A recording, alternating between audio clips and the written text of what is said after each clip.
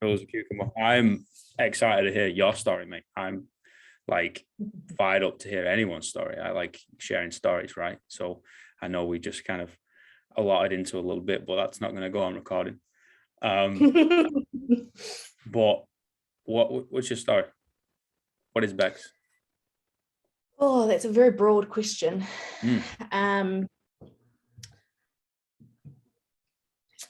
She has been through a lot, both in the fitness industry and out of the fitness industry. Had a great childhood, lived with my mum and my sister, great relationship. Was not really into sports in high school. I played netball, coached netball, but cross country, swimming sports, athletics, I was always sick. Not my vibe. Nice. And then if you had have asked any of my friends or family, or even me, when I left high school, if working in the fitness industry was where I was going to end up, you definitely would have been laughed at, because it was just not where I thought I would end up.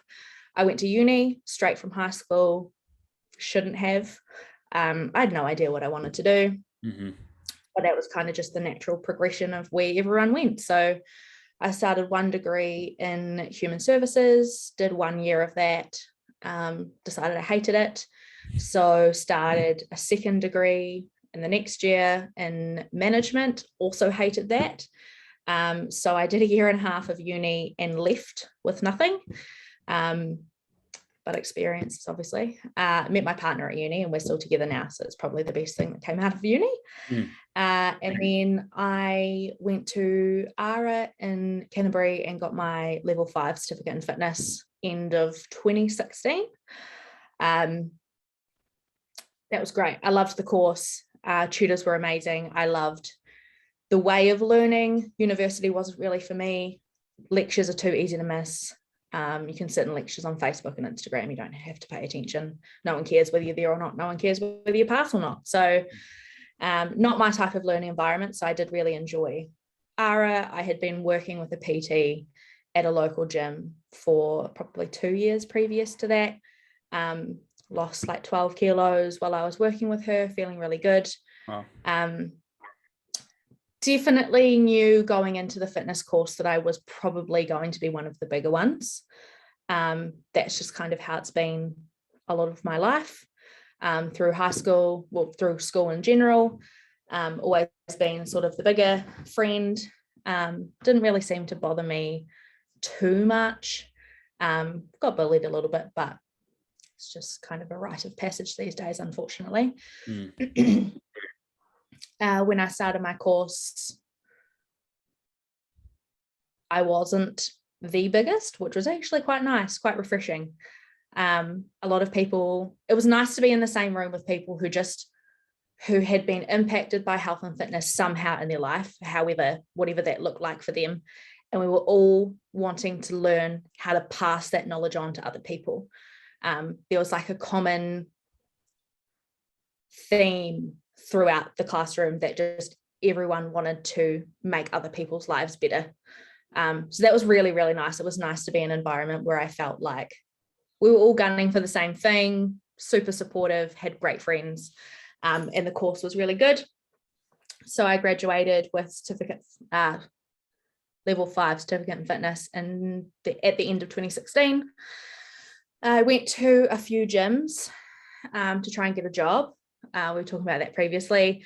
A couple of them said that effectively, because you can't flat out say to someone, you are too fat to work in this gym.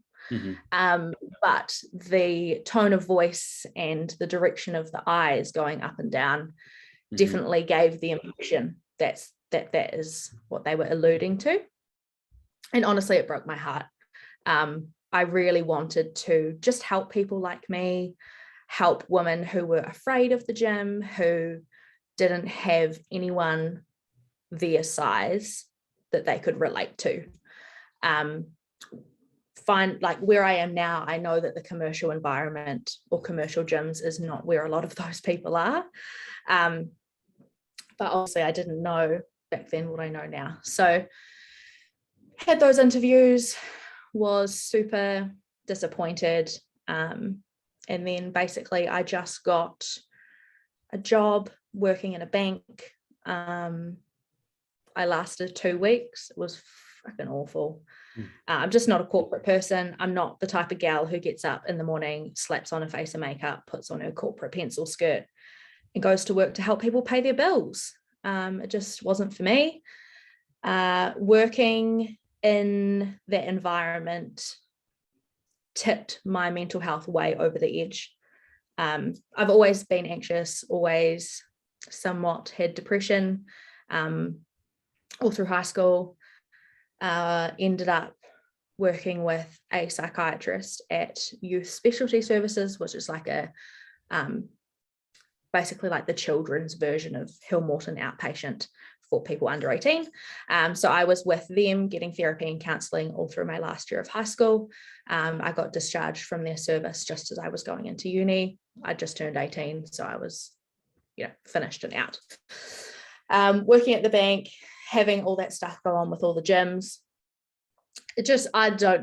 We still don't know what actually happened, but I started getting really unwell.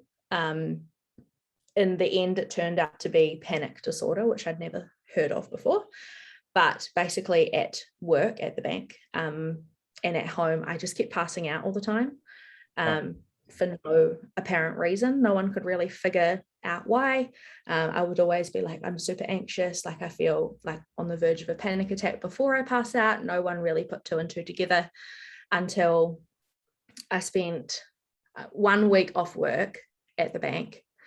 I think I was in hospital 3 times, 1 ambulance called, and like 2 doctor's visits in 1 week. It was awful. And then they were like, I think it's panic disorder, which is effectively when your whole body just, like, you're so anxious, your whole body just shuts down and you end up on the floor. And then that kind of was a roller coaster of it kind of opened the floodgates to whatever it was I was still dealing with, hadn't dealt with, didn't know I needed to deal with. So I ended up resigning from the bank after working there I think I worked for 2 weeks and then 2 weeks sick leave, and then I resigned. I was in a really terrible place mentally, didn't see a future on the earth for myself at that point. Went to my GP. Luckily, I have had a really good experience with the mental health system in New Zealand. I know not a lot of people, or a lot of people are not lucky enough to have that, but I can't complain about my experience. Was referred straight to anxiety disorders service as an outpatient in Hill Morton, and effectively was there like twice a week for counselling. Didn't work for 3 months, had to go on the benefit. Extremely humiliating at the time, but I just was not able to work at all. My partner made, he had a part-time job, he was studying, we were flatting at that time, really lived off the bones of our ass at that point, but we made it work. And then I slowly returned to work, was still in therapy for another 1.5 years after that. So went back retail, just part-time, just kind of dipping my toes back into a functioning person of society. And then I got my first proper full-time job after that, working in a call center. Definitely don't recommend that. The insults that are hurled across the phone, they're upsetting to start with, but then they just become hilarious. Like, you can't help but laugh. I think the best one, so it was an insurance call center, just to give you some context. The best insult I ever heard was a guy told me to shit down my own throat. And my response of some people, right? I was like, how did you even come up with that? And my response was, you go first. Nice. And probably shouldn't have said that in a professional context, but if you're going to throw something like that at me, what am I supposed to say? Yep. I felt that was a very appropriate response, because it had just gone past the point of ridiculous at that point. And I was at the call center for 1.5 years. And then I got a job working at Les Mills as a receptionist. quite honestly, I thought that was my gateway into coming back into the fitness industry, working at a big time gym. Didn't turn out how I wanted it to. That's okay, because Bloom by Becs, my online coaching personal training business, was born actually almost a year ago. Wow. Nearly Congratulations. a year. Thank you. So I started working really hard at that. All of these clients and just making connections with people that really mattered just started coming at me, and I was like, this is where I'm meant to be. This is what I'm supposed to be doing. I feel so comfortable leading these women, relating to these women, helping these women with things they've struggled with for years, just with a realistic approach that no one's given them before. And then I became self-employed, working for Bloom, obviously, in February this year. Left Les Mills, obviously, at the same time, and the business is kind of just growing to what it is now. And I'm so proud of it. It's my baby. I love my clients. I've had clients come and go, clients stay, but making an impact in their lives is like the best feeling in the entire world. So that's an overview. I'm not sure how much information you wanted, but that's kind of like a timeline to get to where I am now. No, that's beautiful, mate. And you had to go through all that shit, right, to be able to help these people now, to be able to create this baby that is, Bloom. Like that needed to happen, all that stuff before. And the panic disorder, the bank, the call center, all the commercial gyms, the no's, the prejudice of like, what do you know? I'm gonna judge the outer figure for what knowledge that's in your head and the relatability that's in your heart. That doesn't make any sense. But there are individuals and institutes out there that will do that, but you have to be able to be pushed down all those times, so then you can relate to these ladies now. And put me in your shoes, I won't be able to relate to them as much as you do. Put someone else in your shoes, they're not going to be able to relate to as much as you do. So yeah, that was really shit. But at the same time, it's really fucking beautiful, because now you've got this. Yeah, exactly. And as awful as it was, as poor as we were, as terrible as my mental health was at times, like it definitely has built me into the person that I am, and I wouldn't change that. Obviously, I wish I didn't have to feel this shit, but it does bring a certain level of personal experience and, like you say, relatability into my job and just me as a person.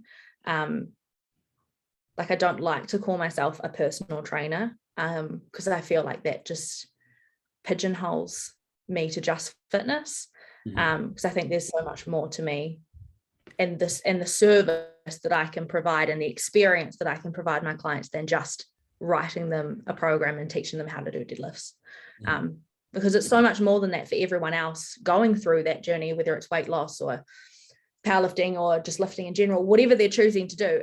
It's so much more than just doing the exercises. There's so much else that comes into it. So that's 100%. Important to me. Happiness isn't a destination, it's the journey. And it's the same Absolutely. thing with fitness, right? It's why I love this thing, health and fitness and coaching and that, because it gets people through the door, right? Like it's the pull factor that brings people in. It's like, I either want to look good, lift good, do good, whatever, like compete or whatever it is that gets them through the door. And I'm like, okay, cool. We've like dangled something shiny in front of their face and now they're interested. It's like, cool, let me teach you about this other thing that we're doing, which is called life. Let's teach you how to like not fuck yourself over, or if you do, know how to get yourself back out of that hole. You know what I mean? And being able to do that through fitness, so we're getting that married up pair of benefiting your physical and your mental health together. I think that's a fucking beautiful thing. And there's not enough, I think, the relationship between physical and mental health, I don't think is talked about enough in the fitness industry. A lot of trainers or like gyms or whatever, they're all like, cool, come and lose 10 kgs, or let's train 5 times a week and get really fit. You're like, okay, well, that's cool. But like, how do people feel about themselves when they do that? How how do their energy levels change? Do they feel more confident? Do they actually feel stronger? There's so much that isn't talked about in the fitness industry, which should be. It's so important. Honestly, that was the main reason why I pulled the plug and started doing this, and started, the podcast and talking to myself at the start, right? And then just getting other people on and chatting some shit. Is, like I said, I worked in over like 17 different fitness institutes across the world now, which I'm forever grateful for. But at the same time, like, most of them, I've had the conversation and sat down with the owner. I was like, look, man, like, we need to be able to do more than we're doing, because like, I'm on the floor every day and I speak to these people every day and I see them dragging ass every day. And there comes to a point where the potency of the physical stimulus that they're getting is going to end up becoming diluted. And we need to be able to provide them with something else that's going to keep them away from the bottle, or keep them away from the knife, or keep them away from gambling, or whatever it is, because people are fucked, man. And like, time and time and time again, different places were just like, nah, that's bullshit. We don't need to do that. We're here for the physical side. Go see a counselor, go to the doctors or whatever. And like, I'm really glad that you had positive experience of counseling and doctors and all that shit. Like, personally, I haven't, just because like, I reached out a few times and I was just kind of blindsided, left asking for help, and I didn't receive any answers. All right, cool. I guess I'm gonna have to figure this bullshit out on my own, which is, fine. And sometimes that happens, and I'm glad other people would have got that help, and hopefully they weren't just sat on the laurels, they were actually helping other people, and that's absolutely fine, but I think as a fitness industry, as a gym, we can provide more, right? And being able to marry the two up together of like, it's no, it's no longer physical and mental health, it's health, right? You can be like a healthy individual physically, right?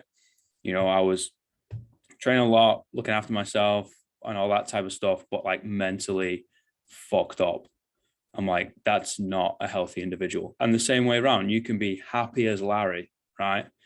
But if your heart barely works, or you can barely breathe walking up the stairs, right, you're probably like, maybe I'm not like a physically healthy individual. Maybe I'm not a healthy individual.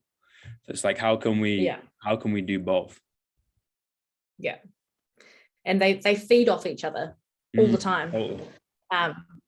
In so many different aspects, and in both scenarios. Like, if your mental health is good, physical not so good, that feeds off each other. And if your physical health is great but your mental health isn't, that also feeds off each other. So there's like a saying, well, it's not really saying, but have you heard of Te Whare Tapa Whā? Okay. No, so it's like it effectively is referring to like a person as a house. You need 4 walls and a roof to have a house. And to make sure that your house is stable, you need to make sure that your physical health, your mental health, your social health, and your spiritual health, whatever that looks like for you, are solid walls. The roof comes later, but if one of your walls is crumbling, you don't have a solid house. So that kind of just relates to how all different aspects of a human, like just well-being in general, needs to be pushed together, and all 4 walls standing strong for a person to have overall good well-being. And if one of the areas is sort of falling down or has cracks in it, those are the areas that need to be addressed first to make sure that the person stays a whole house. What's the roof? What, sorry? What's the roof? What does that represent? Oh, that just comes later. Once, that's just the icing on the cake. Once you've got 4 walls, the roof is on, you're good to go. There's only 4 walls. The roof is like, yep, you're sweet. Off you go for now. The roof can come off very easily though. Yeah. Fuck. Yeah. I mean, you take a wall down. One wall falls down, the roof slides. It's over. Yeah, that's really cool. That's really important.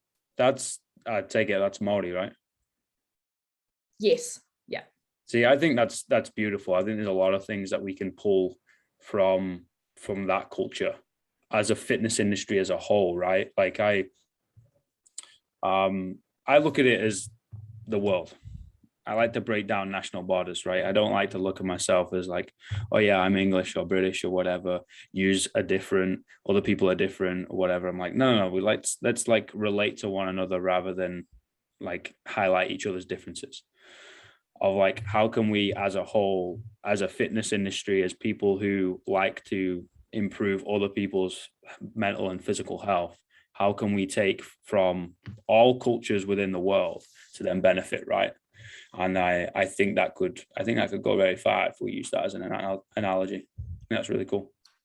Definitely. And like the word te whare tapawha doesn't necessarily translate, or kind of just means well-being. Yeah. But like if you take the principles of it, you can apply it to anything Yeah. or anybody. Wherever you come from, each person has these needs that need to be met. You know, we talk about like Maslow's hierarchy of needs, similar concept. And each person has these needs that need to be fulfilled, whether wherever you come from, whatever you do for a job, whatever ethnicity you are. So it's relating to people as human beings as opposed to anything else. I think it's been lost with the pursuit of like this hustle culture, right? Of creating this I don't know, this habit of every waking minute of the day, I need to be railing myself for something greater than myself, or like be a cog in a wheel.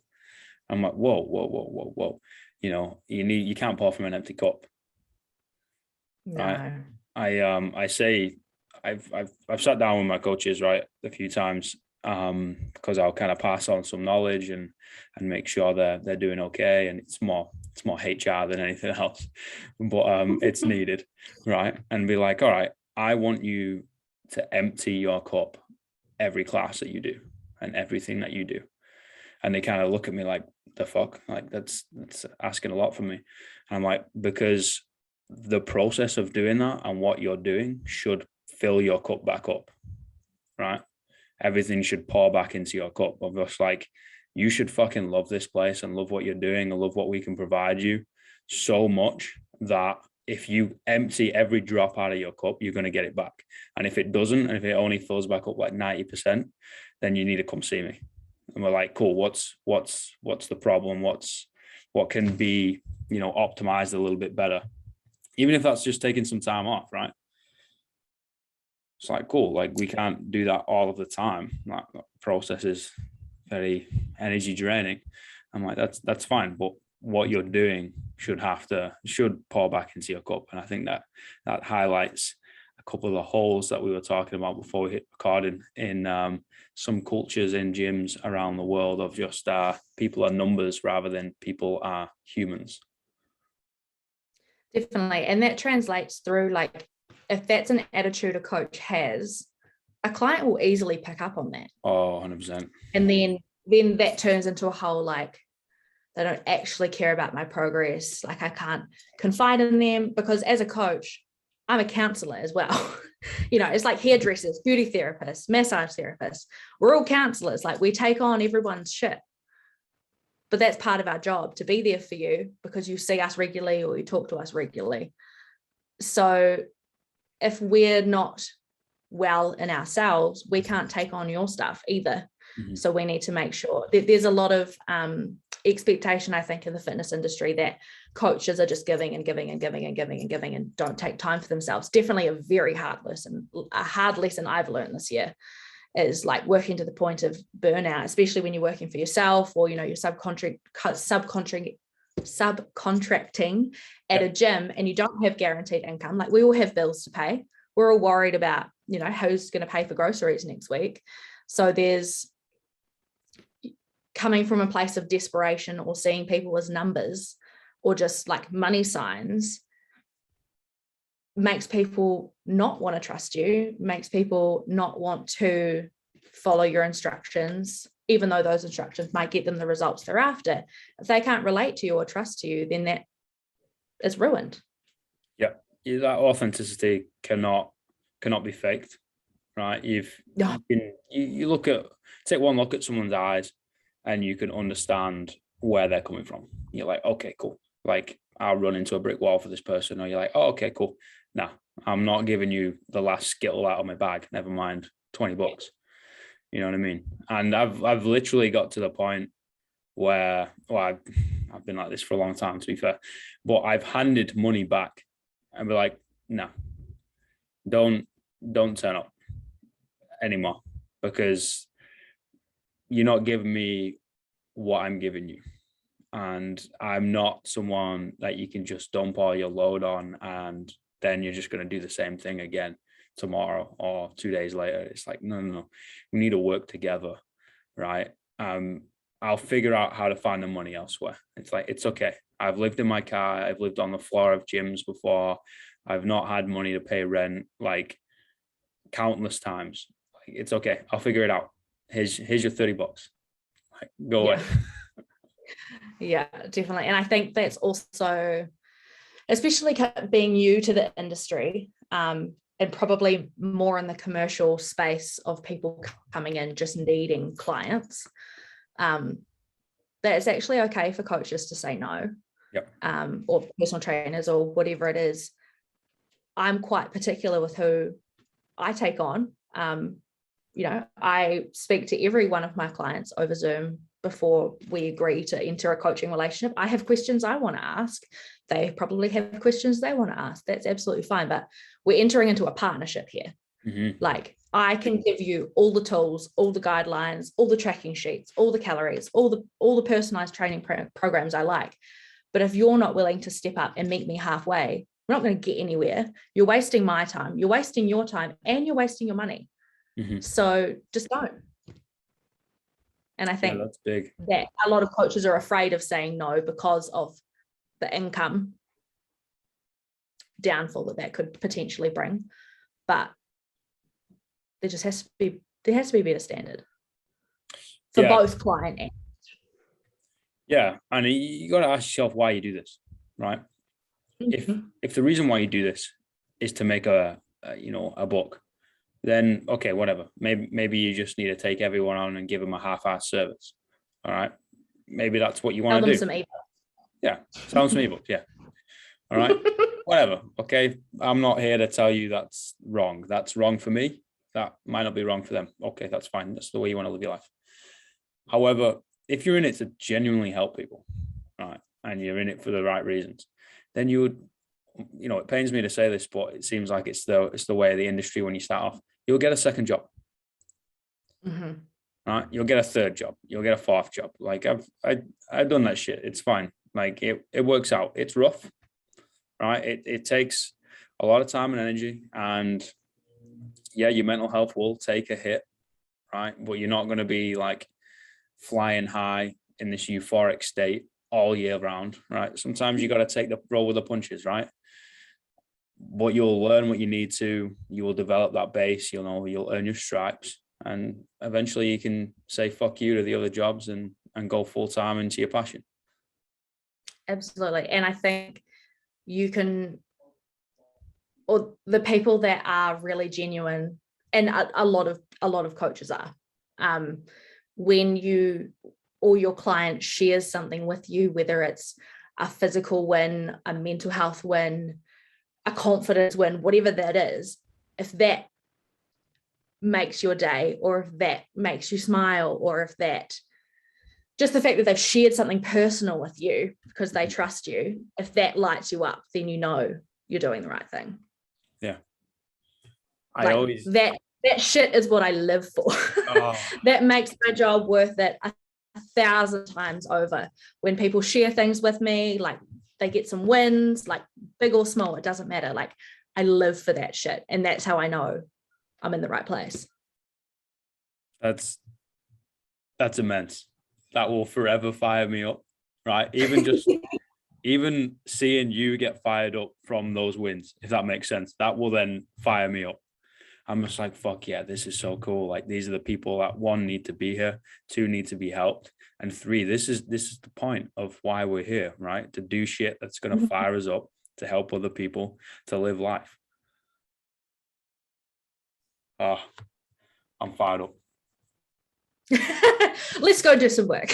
Yeah, I feel like I'm going to punch through a wall or something. Okay, well, maybe tame it down just a little bit, but Okay. but that's the passion that some people are missing. And I feel so bad for clients that come to me being like, I've been to F45, or I've done this challenge, or I've been with this nutritionist, and I just feel like they don't care. And I'm like, my heart bleeds for you, because you've taken such a vulnerable step in like walking into the gym, giving your hard-earned money to these people, reaching out for help, whether it's like mental health, like you haven't had the best experience. You're asking and putting yourself in a vulnerable position for those people to really just shit on you. Mm-hmm. And like the people that I'm talking to these days are like, oh, I had a really bad experience with this PT. They pushed me too hard to the point of vomit. Or this PT told me that I never did good enough because I always went over my calories. Or this nutritionist told me I had to stick to my meal plan on my birthday. Whatever it is, like they haven't had a good experience, and I just don't know why. Like, why is there not a standard to like just be better? Like, as a fitness professional, why can't we just be better? Like, help people live their best life, don't make them miserable. And then people like us have to then pick up the pieces and teach them and rewire their brain when they could have just not been fucked in the first place. It's oversaturation, right? It's too easy to get into the industry. It's too easy for you to like monetize yourself. Like you can just go on Instagram and I can kind of bend over a couple times, and the next thing you know, people want to throw money at me and get some sort of booty. Probably not me. That's a bad example. I was going to say you need to develop some sort of booty building program. Yeah, there you go. You know what I mean? Like buy my bands, which are just Kmart bands, but with a logo slapped on it. I'm like, oh my I've put AT Fit on it. Fuck, honestly, it makes me want to leave the industry, right? But at the same time, I'm like, I can't, like, because I've got to help these people, because like mentally, I go back to this one story, right? And if I start crying, I do apologize. That's okay. I cry a lot.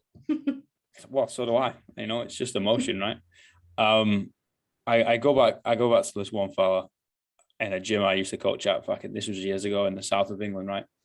And I saw him like once, maybe twice, right? And obviously you welcoming him and you make him feel welcome and fucking ask him how his day's been. You get him into the class. Everyone's, you treat him as everyone else. You kick his ass, give him a high five, go enjoy your day. See you later. And the next thing you know, I didn't see him for a while, and he comes, Wayne, that was his name, Wayne. I was thinking Graham, it was Wayne. He came up to me and was like, Alex, I got something to tell you. I was like, yeah, man, like, go on. This was a few weeks went by, and it was like, well, I wasn't doing too well. And, one day I went into the garage and put up a little step ladder, put a noose around my neck and was going to kick the step ladder away. And I thought back to the class that you didn't know who I was and I didn't know who you are, and you clearly sounded like you gave a fuck. I was like, yeah, man, there's a reason why I do my job. It's not the money. Certainly not for sure. He didn't know I was at the time I was working 4 jobs just to keep doing what I was doing. And he was like, I thought back to that class and I took the noose off my neck, stepped down from the step ladder, took the fucking rope down and threw it away, right? And he never went back up. And honestly, that's why we do what we do. Like, it's legitimately like life and death for people. And the same guy, like a few months later, was like, I always wanted to get into the whole nutrition side. I like started like an online course. He's now a fucking qualified nutritionist. He's been working at it for a couple of years. It's insane. You're just like, hold on a minute. Like, all I do is get up at like 4 o'clock in the morning, make sure I'm okay, right? Or somewhat. As okay as I can be at 4 o'clock in the morning. Yeah, 100%. Right. You get to the gym, you make sure everything's tidy and whatever, and you like teach people how to fucking squat and deadlift and run around and give them a high five and just be an absolute idiot for an hour. And like, legitimately, for some people and for more people that care to admit, it's fucking life or death for people.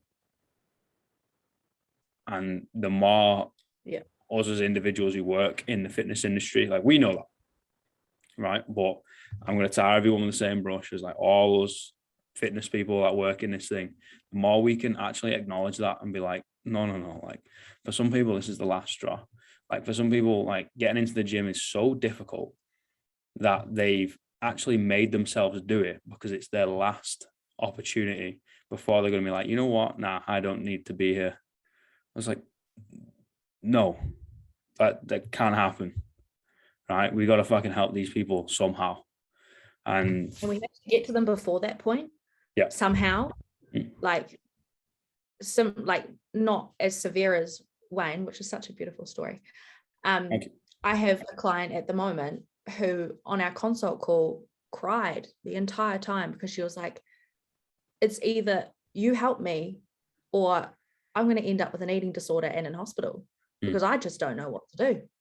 I've tried undereating, I've tried overeating, I've tried running, I've tried sit-ups, I've tried squat challenges, all of this. And I just don't know what to do. And it's those people we need to get to earlier than they come to us, looking for that last, it is their last option. And I honestly think sharing stories like you shared with me, right, helps that because it's the relatability. And it's like, oh, this person can actually have empathy for me rather than sympathy for me, right? They don't see me as a fucking dollar sign. They see me as like, holy shit, like side by side rather than hierarchical, you're below me. And I think, coming across like a human with a story is so important. Definitely.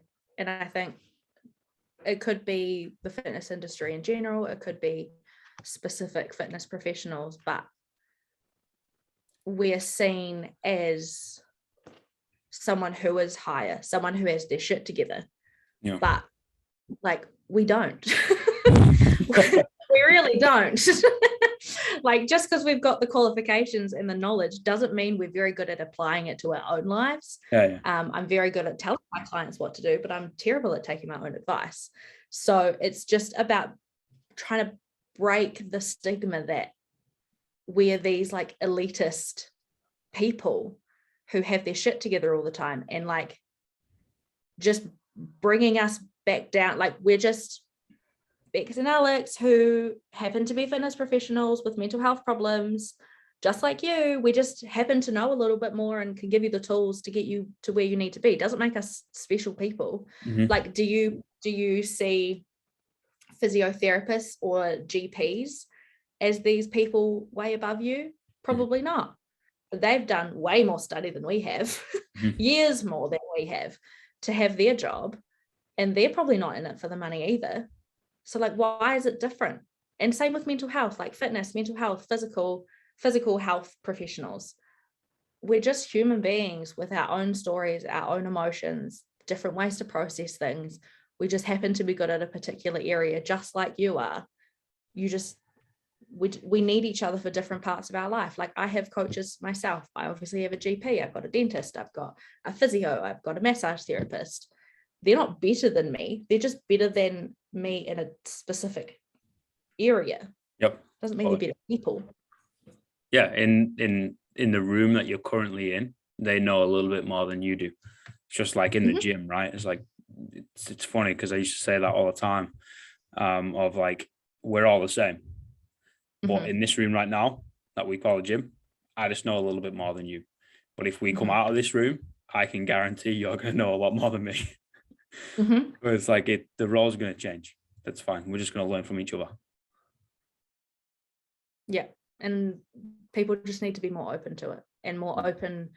Obviously, then comes the conversation with social media and what fitness professionals post on social media, which gives the impression that they are better than others who aren't in the fitness industry, or that they are fitter or stronger or eat healthier or whatever it is. But like I made a post on my Instagram last night about being that girl. That trend's going around at the moment. You know, girls that get up and do yoga and meditate and fucking journal. They don't share that they take a shit in the morning. Everyone does. You know, like sure, they're not aesthetically posting it on Instagram, but they are. Yeah. And they don't like at 5:30 a.m. when their alarm goes off, they're not throwing the duvet cover off like, yay, happy Monday, I can't wait to get out of bed, it's still dark outside. It's not realistic. No. So like, don't measure yourself up to someone who isn't even that. Mm-hmm. It's this whole like, I think the culture of the fitness industry have got this like perfectionist like idea of everything needs to be, you know, this illusion. And I think it comes from, I think bodybuilding is a great thing. You know, it's done great things for a lot of people. I think the sport is cool, right? It's not for me. It's, you know, not like how I really like to train nor want to do. And I don't think a lot of people coming into the fitness industry should go straight into it, but that's my opinion. But, you know, the whole thing is make yourself look better than you actually are. It's an illusion. That's why everyone gets a fucking spray tan, because you look leaner, right? And it kind of is like slowly infiltrated into everywhere else, into the fitness industry, is like, you know, I call it the gym shark pose, where everyone's like bent over backwards. They've got horrific lordosis in the low back, and it's like, oh, make my ass look a little bit peachier than it would do normally. I'm like, well, how the hell are you one doing leg that? behind is One my leg favorite. behind, yeah. Yeah, and then like the spinal torsion to turn is not really a natural back angle, but it does make your bum look a bit perkier. So there's that. I need to perfect it. I've tried. It's really hard. It's really hard. Like, I just wanted to be like, how do you put your body in that position? I don't understand. And then people, I don't know whether they edit out like the back rolls or what they're doing, but I can't get it. So I'd love to see your impression. Well, don't you need, like, you know, your legs together? You know what I mean? I kind of have something in the way. Yeah, and then you've got the twist, because then the bum cheek that is closest to the mirror kind of sits a bit higher, I think. And then you've just got to get like a hip. You got to push your hip up, like a popped hip. Yeah. I think I'd look like an athletic sloth. You know what I mean? I'd be like, this is not right. I'm just gonna go in the corner and snatch a clean and jerk. You know what I mean? Guys, you do what you want to do, but I'm just gonna do. Maybe just cover myself in chalk and do like a really heavy deadlift, and then I'll move on with my day. And I'll sit down. I'll be like, oh, that was hard. Yeah. With the array of, like, you know, chocolate milk and all that sort of stuff around me. The sour lollies for fuel. Yeah. Yeah. I love weightlifting, man. You know, sessions take so long. You know, if you're legit on a program, like, and in a legit space with other people training around you, like, your sessions will take fucking forever. So obviously you need some snacks. Yeah. And you've got like 3 drinks, you know what I mean? You've got your kind of like tasty water, which is usually just like Ribena or something. You got your normal water. You've got some sort of caffeine drink. Yeah. You might have like a chocolate milk for after, but it's there just in case, like, you want it during. Everyone's like dishing around lollies, and it's like, has anyone actually done any fitness recently? Yeah. You know what I mean? My rest time between sets is about 8 minutes currently. Yeah. Have you done anything? No. I picked my bar. I just warmed up. Yeah. I foam rolled. Yeah. Lying on the floor, warming up. Leave me alone. Yeah. It's such a good community though, and I think, like, I've just done my first powerlifting competition, which was incredible, but so many women, or just people in general, I'm quite woman focused because that's who I coach, but people are worried that they don't know what they're doing, but they forget that we also didn't know what we were doing when we started either. And just because we can make a deadlift look relatively good now doesn't mean that we started with, you know, perfect hip drive and, you know, pulling our lats back and all that stuff. But it's such an empowering sport that I wish more people had the chance to experience.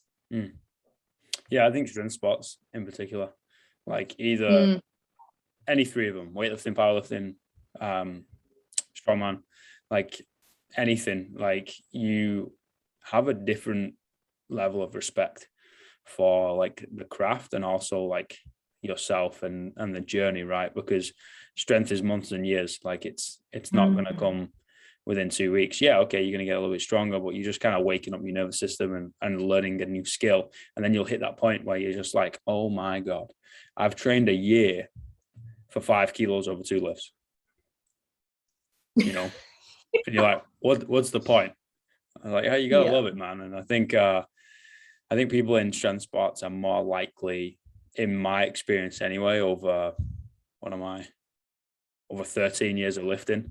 Over my experience, like, people in strength sports are more likely to pass on their knowledge to newbies because they're like, oh, this is really cool. Like, you're learning this for the first time. Like I did whenever back in the day, I was like, this is really cool. Try this. You know, it's, we look like big, scary, smelly things, but actually we're just teddy bears. Absolutely. Absolutely. And like one of the most welcoming, some of the most welcoming people I've probably ever met, to be honest. Like, just having, like, even training, you know, during peak, when I was peaking just before my comp, a few friends at the gym, you know, when I'm pushing the boundaries, they're like, do you need a spot? Do you need, here's your water, here's a seat. Or even just having someone yell like up really loud in your face is actually really encouraging. Very weird thing to get used to. But just the general, like, everyone just wants everyone else to be their best selves, whatever that looks like, whether you're lifting 100 kilos, 200 kilos, or 50 kilos, you know, whatever your best is, people genuinely want you to be better for you. And that's not a lot of sports aren't like that. Yeah, and it's one of the few sports that you'll see the coach slap the shit out of the athlete, and the athlete wants it, and then we'll go on the platform and smoke it. It's fucking weird. Like, it's very messy sport too. It's very, like, there's talcum powder, chalk everywhere. Like, people are snorting pre-workout. Like, you're just like, what's going on? Yeah, and it's one of the sports where, like, and I think this is something I really enjoy about it, is that you don't have to look like anything. Like, there are no expectations about what you look like. It's about how committed you are, how strong you are, you against you, not you against anyone else. You know, like, I turn up to the gym in huge oversized t-shirts, tiny shorts, cellulite covered legs and slides, you know, and that's just acceptable, rather than wearing like high-waisted Lulu tights, like a Gymshark crop, and then like Adidas Ultra Boosts, you know, like, that's not really practical for what we're doing. And that's another aspect of the sport that I do really appreciate, is there's no judgment. You know, you could be 180 kilos or 80 kilos, you know, obviously it changes what weight class you compete in, but that's it. You're not labeled as the fat powerlifter or a skinny powerlifter or whatever it is. You're just a lifter. One of the best things I was ever told, one of my good mates, he's actually here, but he's from San Diego, was there's no weight classes in the jungle. I like that. And I'm like, fuck yes, dude. I'm like, oh yes. No weight classes in the jungle. Yeah. No. And maths moves maths. Like, that's a standard, right? Maths moves maths. Yeah. 100%. Like, I wish I was introduced to it at a younger age. I think strength sports, whether it is strongman, you need a lot more gear, right? To be fair, if I was going to play devil's advocate, all right, so we're going to put that to the side for a second. But the two barbell focused strength sports of weightlifting, powerlifting, I honestly think they would do so well in like lower decile areas for, you know, usually the anger management kids, or the kids that would go down the wrong path, right? Or, you know, don't necessarily have the role models around. Like, being in an environment that will humble you every single day and be taught the discipline to, no, you've got to nail this PVC pipe before then you go onto an empty bar. And once you go onto an empty bar, we have fractionals that go down to 250 grams. right? So then you've got to earn the right to pick up that heavy load, and you walk in and there's some absolute monsters around. Like, I think that honestly would be one of the best things for them. And it also teaches, like you said, discipline, but gives people purpose, like showing up to training to get better. Like you can't just walk in and be like, oh, I'm going to squat 150 kilos today if you haven't trained up to that, because you just can't.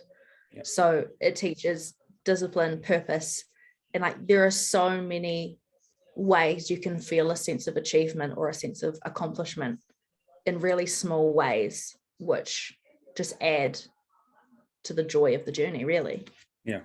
Yeah, totally. One of my life's goals is to open a free gym and like just coach whoever turns up. You know what I mean? I'll be like, well, I'm training at like 8:00, rock up. Like you pay me with your time, and kind of create like a program for kids that can kind of just rock up whenever they want. Because especially for me, like the biggest barrier was finances, right? We didn't grow up with any 2 pennies to rub together. Like, I was fucking broke as shit. Just me and my mum, you know what I mean? And her working multiple jobs. So what am I going to do? Am I going to ask her for money? Hell no. So it's like, okay, I started like doing dips between the bins and, find a rusty pipe that's come across, and you do pull-ups on it or chin-ups on it, and kind of do a shitload of pull-ups, put rocks in bags and lift it and stuff like that. Legit, like Rocky style. Yeah. And I don't know, I just really want to break down that barrier of, okay, cool, you don't have to pay me anymore. Like, I'm going to rock in. I would have been training for X amount of years, depending on when I open this thing, of like, yeah, pay me with your time. Come in, I'll show you the ropes, and then dedicate yourself to this craft, right? Because, the barbell is that has no prejudice. I can put my hands on the bar and you can put your hands on the bar, and the bar knows no difference, right? It doesn't matter whether you're in a wheelchair, blind, deaf, whatever. It really does not matter. And I think that is a beautiful like analogy and kind of relation over to life. And I think it's really important that we keep that culture and try and like maximize it as much as possible, rather than going down the whole like monetization and commercial aspect. I think if we try and bring over the culture of like the strength spots and then just blow that up, that'd be really, really cool. Yeah, I've always said I want to open some sort of like lifting academy, whatever that looks like. I don't know, but just giving people a safe space to try, without worrying about other people looking at them or getting it wrong or whatever it is they're worried about. Because I think that strength training in general, whatever that looks like for you, could be life-changing. Yeah. Like, it's therapy for me, 100% therapy for me. I can't imagine my life without lifting in some capacity now. But sometimes when you're feeling, and then it comes back to like that well-being thing we were talking about before, like if you're having a really shitty day and you're angry or you're upset or you're anxious or you're sad, like you walk into the gym or wherever you train, if you feel safe there, you put your headphones on and you walk out feeling stronger than you did before, whether that's physically, mentally, like you take what you need from it at the time. And that can change things for people. Yeah, it really can. Like, people gain so much from it. And I think if everyone in the industry understood the responsibility they have, like you and I, then the place would be a beautiful place. Well, it comes to that, down to us to be able to, one, be relatable, two, be open and sharing, and then three, just passing on a bit of knowledge, even if it's like colleague to colleague, right? Or someone that works in a rival gym. Like, again, this doesn't make any sense to me of like competition. I was like, I couldn't give a fuck about any other gyms, in the sense of, if you work at another gym, fantastic. I still want you to know everything that's in my head. Like, because then that benefits your clients and benefits you as well, because I just want you to be a better human being. Cool. Exactly. 100% exactly. And sometimes, there's coaches for athletes and athletes for coaches. And sometimes people are going to want to go to a different coach simply because their personalities match up. Mhm. And that's absolutely fine. That's called life. You're not going to get on with everyone. Like, you're not going to be everyone's mate. I can name a lot of people that do not like myself, and that's fine. That's life. Enjoy it. And being okay with just passing on that knowledge, like side to side as well as up and down, is important. Absolutely. And us as fitness professionals, I think it's important for us to want the best for other fitness professionals as well, for them as humans, and also for them as a coach, passing their knowledge or spending time with other people. Like, I want their clients to have a positive experience with them as well, because then everyone leaves feeling better and is better off for it, rather than having terrible experiences and then having that have a ripple effect on you, other people in your life, and your experiences. It taints a lot. Yeah, One negative experience taints a lot.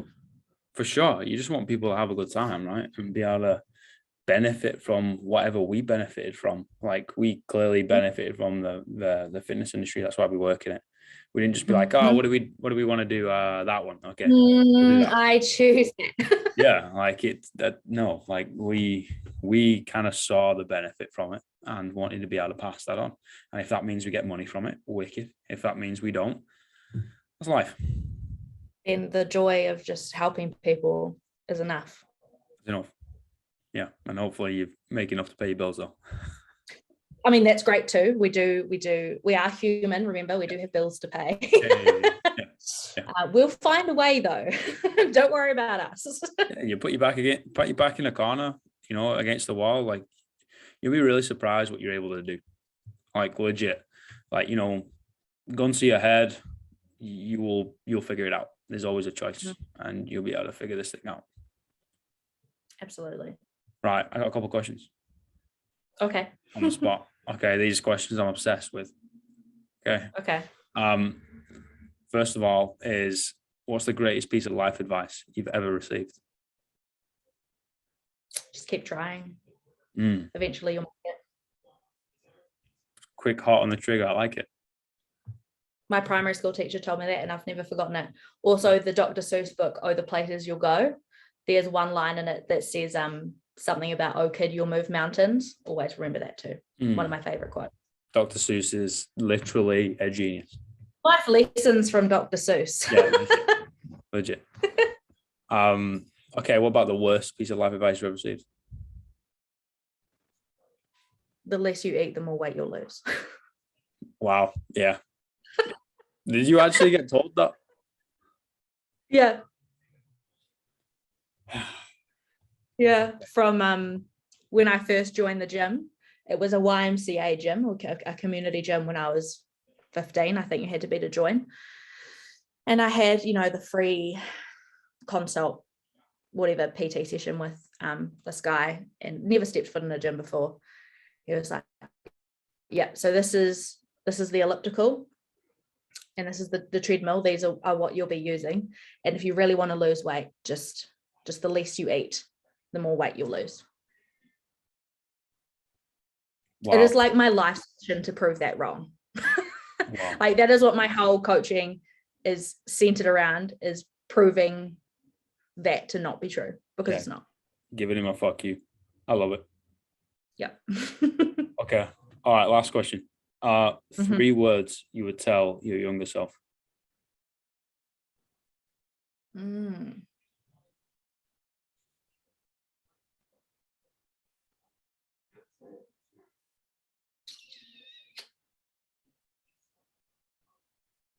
I've got 2. Can I give 2 answers? Yeah.